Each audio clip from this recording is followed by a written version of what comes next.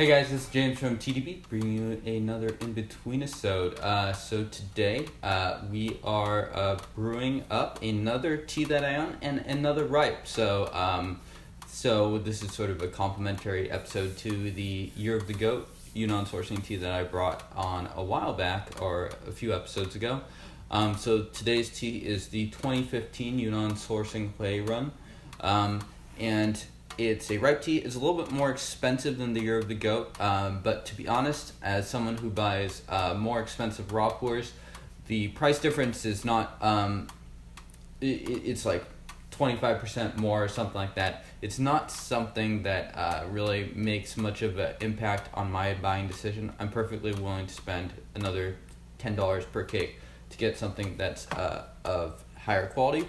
But I think in this case, they're actually different enough that it's not sort of like one is much better. It's more like they offer different things. So this is a Bulang tea that Scott has pressed 3 different times in 2011, 2013, and 2015. This is the 2015 one. As a result of it being sort of the most freshly pressed, it is the cheapest of the 3. And I was actually at Scott's place when he was messing around with some of the ripe materials and experimenting and doing some blending. And so this is a mix of grades 1, 3, and 5 from that fermentation batch. Let's get drinking, and we can keep talking while we go.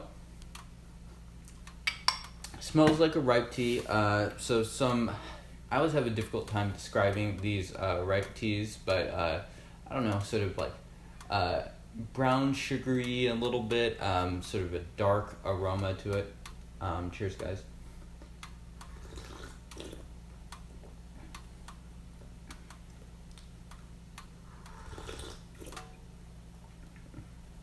I would say that the thickness is sufficient. It's decent.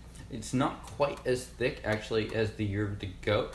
I would say, however, that it is a much more complex tea. Sort of offers more in the terms of like mouthfeel. It sort of has a slick mouthfeel, more depth into the back of the mouth, and some actual throatiness, which I find is fairly rare for ripe tea. And I should say this is the second infusion here. Third infusion, each one has gotten a little bit darker than the last. Taking a look at the brewing device, it looks like we got a number of small leaves in this session, so that might cause it to brew out a little bit faster than normal. So we'll keep that in mind to keep these infusions short-ish.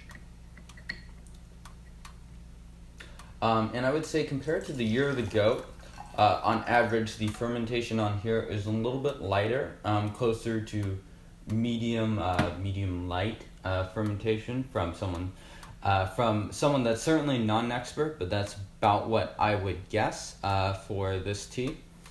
And it's nice. It's a good level of complexity for the tea. A little bit more fermented grains coming into the aroma there.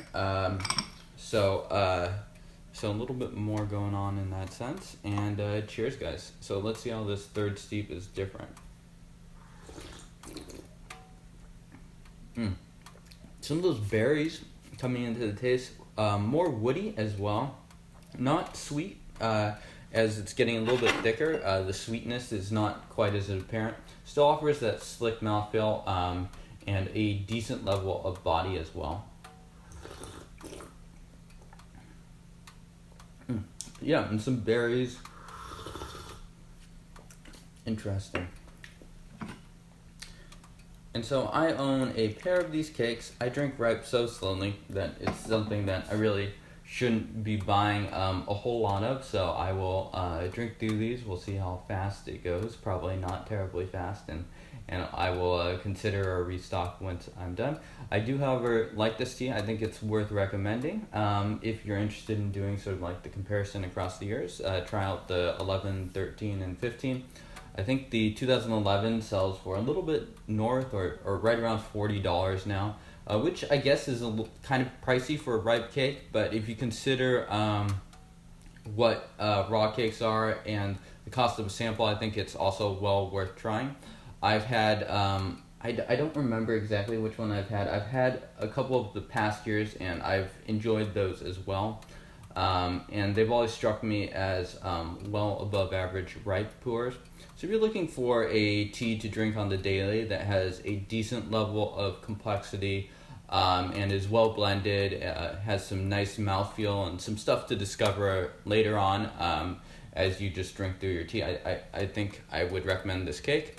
It's less of a chugging daily drinker sort of thing that the Year of the Goat is, which is more of just like a real robust, nice tea. I think this tea offers a little bit more in the complexity department, but and maybe requires a little bit more thought to fully appreciate. But I think it's a decent tea. Anyways, let's quit talking and drink steep number 4.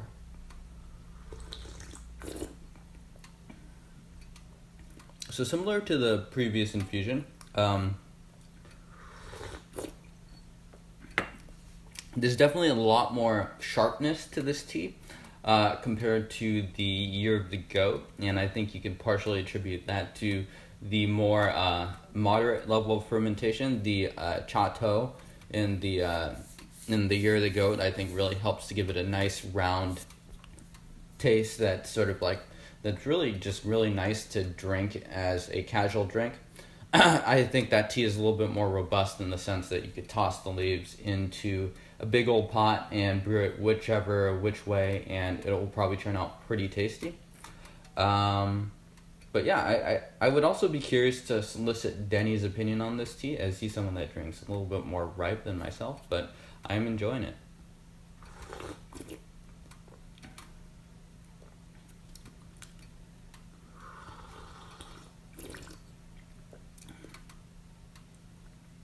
Yeah, so warm continues to offer that sort of like slick mouth feeling, slick and silky, I would say, almost. But I think that just about wraps up this In-Betweenisode. Let me know if you guys liked it. Let me know if you want to see some more of these, teas that are priced more modestly.